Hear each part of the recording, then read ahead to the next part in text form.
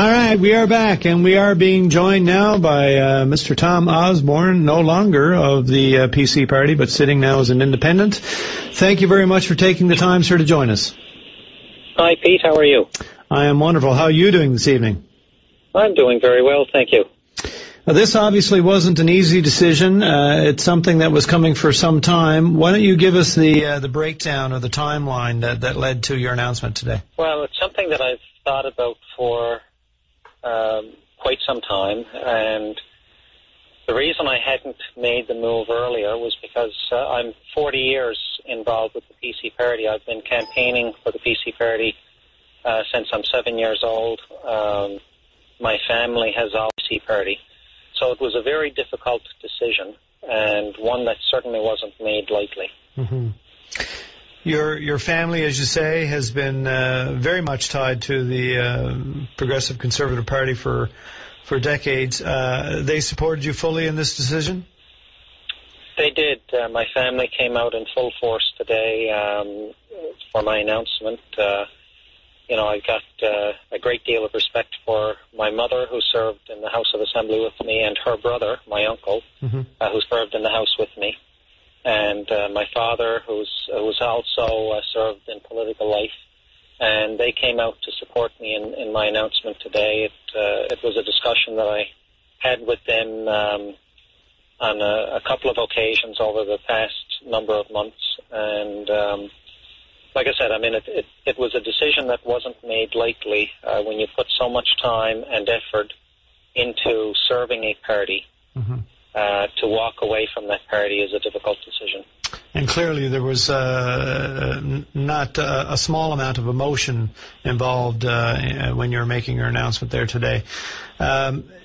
Before we go back to some of the specifics, some of the reasons that you mentioned for coming to this decision, what has the response been between when you made your announcement this afternoon and just before you made this call? What kind of feedback are you getting? I've received, I would say, in the hundreds of emails, and I've received phone calls on my home and my cell number from people who've been involved with the party for some time, saying they support the decision I've made, from constituents and from friends and family. Okay. I've received a great deal of response, and all of it positive. Okay, you're not getting any lightning bolts yet from the naysayers. No, I do anticipate that will start. I mean, I understand how the political system works, and the party is a well-oiled machine to some degree, and we've seen one MHA calling into your show already, and I anticipate other MHAs will do that. I mean, that's part of what makes the decision hard, or what made the decision hard. Most of the people in caucus I consider to be friends, but now I'm no longer a part of caucus, and I fully anticipate that the machine will start running, and you'll hear from a number of the decision I made, and they're very surprised, and so on. I mean, that's part of it, and I fully anticipate that. But I believe that the majority of the general public, I've received, like I said, a number of responses, and I think the majority of the general public that I've spoken to out and about tonight, and I went somewhere for something to eat earlier this evening, and the response, people are genuinely supportive, I believe. Sorry, I just missed the end of your statement there. We had somebody talking into my ear there. But what I wanted to ask you did mention that there were things like Bill 29 that made you very uncomfortable, like how controlled you were in speaking to the media. I'm not sure if there are other factors, if this timing has anything to do with the upcoming Muskrat Falls debate or not. But first of all, before we get to any of those, are you alone? Are you just the first voice to come forward and speak about these discomforts? Is there more coming down the road? I just speak for myself in making this decision. If there are other members who are thinking along the same lines, I'll leave that for them to make those statements. Obviously, I've spoken to other colleagues over the previous number of months. I have some idea of how other people are feeling, but, it's certainly not my place to speak on their behalf. Okay. So, what would you say were your, you did say that you were unhappy with the leadership and you felt compromised in having to support Bill 29. How big a factor were those two? Are they number one and number two? And where do things like Muskrat Falls fit into your decision making? I didn't even think of Muskrat Falls when making this decision. It didn't factor into it at all. Bill 29 was part of what factored in.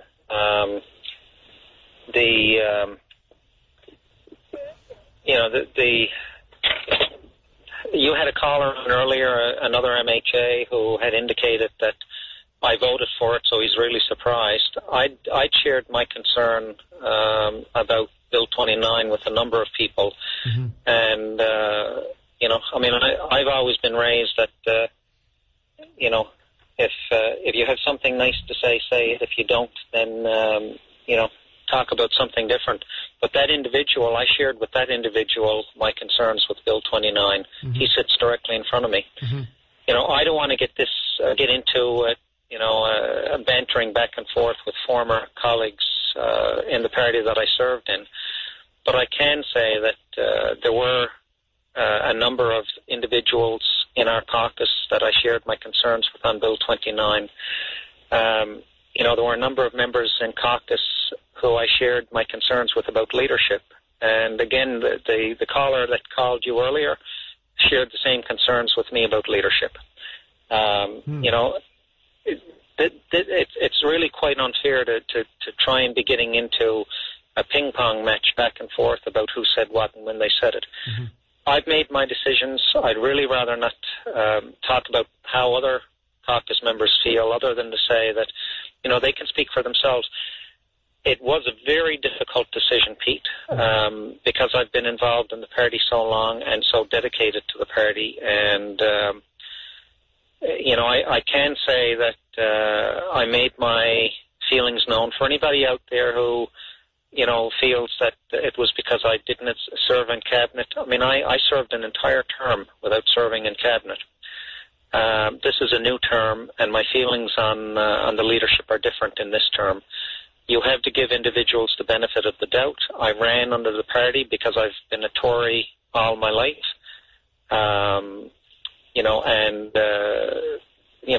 It was my intention to give the benefit of the doubt. Right from the start, once we formed government, I shared with a couple of friends in caucus the fact that I had no desire to serve in the cabinet of the current administration. So it's not a case where you perhaps weren't being considered for a cabinet post in what is rumored to be an imminent cabinet shuffle? No. If I had a desire to serve in the cabinet, I would have waited to see if I got put in the upcoming shuffle. I'd not received any calls one way or the other on it. I had no desire to serve in cabinet in the current administration. I did have my eye on speaker, and there was no, there's no hiding that. But the speaker is chosen, and the speaker that's put in place is there for 4 years. So that, that's another issue. But it's not based on cabinet. My decision was purely based on leadership and concerns that I have with the current administration. Let me put it to you this way. The PC party today is not the PC party I got elected to in 1996, or the PC party that I got elected to in 1999 or 2003, or even in 2007. The party has changed. At the present time, with the current leadership, I feel like it's a party that I don't belong to at the present moment. Okay. Well, I don't know what, it's fair to even ask you what's more likely. Is it more likely that you will remain an independent or will you end up in one of the other parties? Have you been approached? At this particular time, I haven't personally approached either of the opposition or the other parties. Mm-hmm. I have, obviously, I've had folks contact me and say that they've had an interest in me, mm-hmm. But I haven't opened the doors or closed the doors on either of the parties. I'm going to take the next several months and give consideration to where I'm going and what I'm doing, and I'm not going to rush into a decision. I think the constituents of St. John's South, I will. I represent them. They've given me the honor again of representing them, and I will take some time and discuss with constituents on, whether they want me to stay as an independent, go Liberal, or go NDP.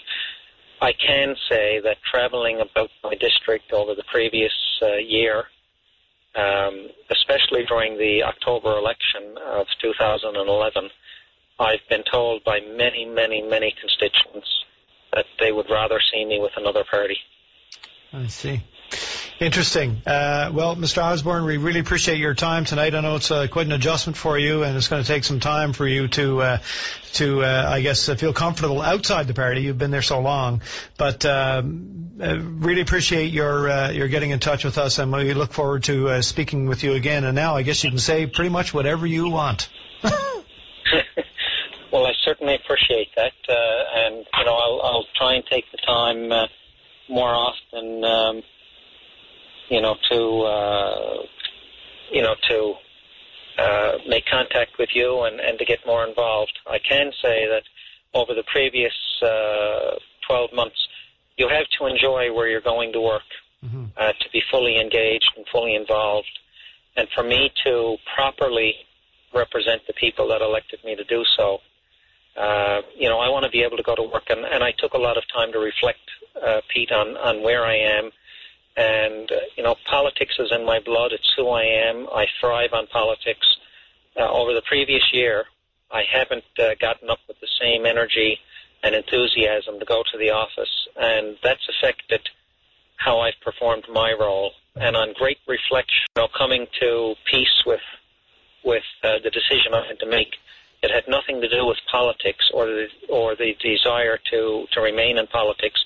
I've come to the decision and made the realization I still love politics. I thrive on the news. I thrive on politics. I enjoy politics. It was purely a matter of the leadership of the party that I was sitting with that had me feeling the way I was. I feel I'll much better be able to represent my constituents with a renewed energy and enthusiasm. Okay, well, like I say, you will have no restraints now to speaking your mind on any and all subjects, and we'll be looking forward to it because, frankly, we've missed you, and welcome back. Well, thank you very much. I'm delighted to be back, Pete. It's certainly a great feeling, and it's sort of a weight lifted off my shoulders for sure. All right, sir. Well, listen, have a great night, and we look forward to the next time. Thank you very much. All the best. Bye. There you have it. Mr. Osborne now sitting on the opposite side of the House, and he will take some time to see where he goes from there, if he joins the NDP or the Liberal Party, and I'm sure lots of people will have lots to say about that and will urge him one way or the other.